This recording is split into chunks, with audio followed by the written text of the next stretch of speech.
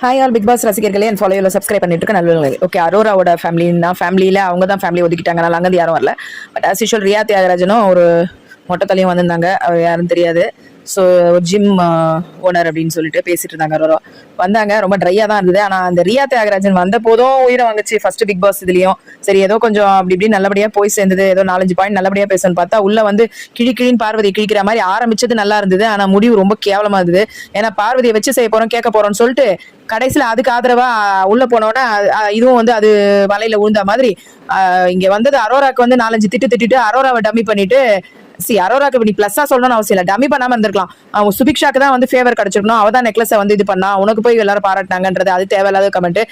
கொஞ்சம் தான் அரோரா பத்தி பேசினா. துஷாரை ஏன் லவ் பண்றியா நீ அப்படின்னு வந்து கேட்டது எல்லாம் கொஞ்சம் பேக்ல பேசினா. ஆனா அந்த ரவுண்டா உட்காந்து ரிவ்யூ சொல்லும் போது ஒருத்தருக்கு ஒரு ரிவ்யூ சொல்லிட்டு இருக்கோம். ஒழுங்கா சொல்லிட்டு கமெண்ட் இருக்கணும். இல்லைன்னா வந்து கட்ஸ் இருந்தா டேரக்டா பார்வதியை பண்ண தப்பாலத்தையும் நல்லாவே வந்து பிரசன்ட் பண்ணிருக்கலாம்.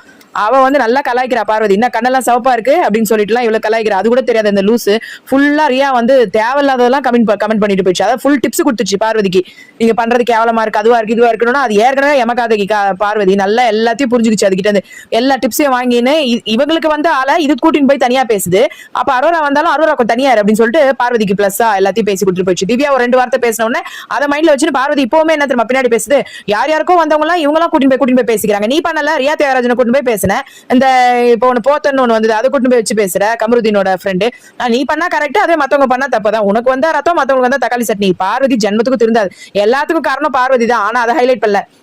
ரொம்ப பப்ளியா துஷார் வந்து ஐ ரூட் யூ அப்படின்னு சொல்லியிருக்கான். அதாவது நான் வந்து உனக்காக ப்ரே பண்ணிக்கிறேன், நீ வின் பண்றதுக்கும் சக்சஸ்க்கா நான் பின்னாடி இருக்கிறேன் அப்படின்னு சொன்னதை வச்சு செரிஷ் பண்ணிக்கிச்சு. அந்த ஒரு மெசேஜ் கிடைச்சதை வச்சு ரொம்ப பப்ளியா தான் பண்ணுது. நான் பார்த்த வரைக்கும் 24/7 பாக்குறேன். எதுவும் பயாஸ்டு கிடையாது, பிஆர் கிடையாது. அரோராவா அந்த பொண்ணு அதுவா தான் இருக்குது. அது வந்து இந்த ட்ரையாங்கிள் எடுத்துட்டு போனதே பார்வதி தான். அவளுக்கு பொசசிவ்னஸ்னால ட்ரையாங்கிள் கொண்டு போச்சு. அது ட்ரையாங்கிளே கிடையாது. அவ தெளிவா இருந்தா ஃப்ரெண்டு தான் சொல்லிட்டு. ஆனா உங்களுக்கு ஃப்ரெண்டு வந்து ரொம்ப நல்ல காம்பினேஷனா இருக்கும். யாருக்கும் வந்த உடனே இங்க லவ் வந்து குதிச்சிடாது. அப்படி பழகும் போது அதுக்கப்புறம் தான் இவங்களுக்கு வந்து லவ்வே கிடையாது. பார்வதிக்கு கமருதிக்கு வந்து லஸ்ட். அது ஊருக்கே தெரியும். அது லஸ்ட் காரணம் உனக்கு எல்லாம் 10x வரும். நீ என்ன பதிவு படுத்தினே இருக்க, கண்ட்ரோல் பண்ண முடியாதுன்னு பதிவு பண்ணினே இருக்க பார்வதி. அப்புறம் அதை பத்தி ஒரு நெகட்டிவா ஒரு லைட்டா ஒரு விஷயம் வந்து கிடைச்சது. அதுவும் அடுத்து வந்த கேங்ல அது கெடுத்துச்சு. நான் கமருதீனுக்கு நல்ல விஷயம் எதுவுமே நடக்க முடியாது போல இருக்கேன். ஒன்னும் குழந்தை கிடையாது, மெச்சூர்டு பர்சன் தான்.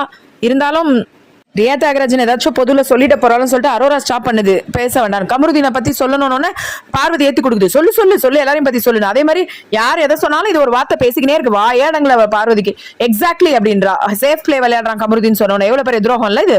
எப்பயுமே நீ என்ன விட்டு கொடுத்துருவ அப்படின்னு சொல்லுமே கமருதீன் கிட்ட. இப்ப நீ தான் விட்டு கொடுத்துட்டு இருக்க எல்லாரும் வரைக்கும் கமருதீனை. ஆக்சுவலா கமருதீன் வந்து பயங்கரமா இன்ஃபுளுன்ஸ் ஆகுறாள். இப்ப இவங்க வந்துட்டு போனாங்கல்ல, அதுல வந்து வேற மாதிரி இன்ஃபுளுன்ஸ் ஆனா அவங்க ஆளுங்க வரும்போது அவனோட ஃப்ரெண்டு ஃபுல்லா மண்டையை கழுவுனா வேற மாதிரி இன்ஃபுளுன்ஸ் ஆயிட்டான்.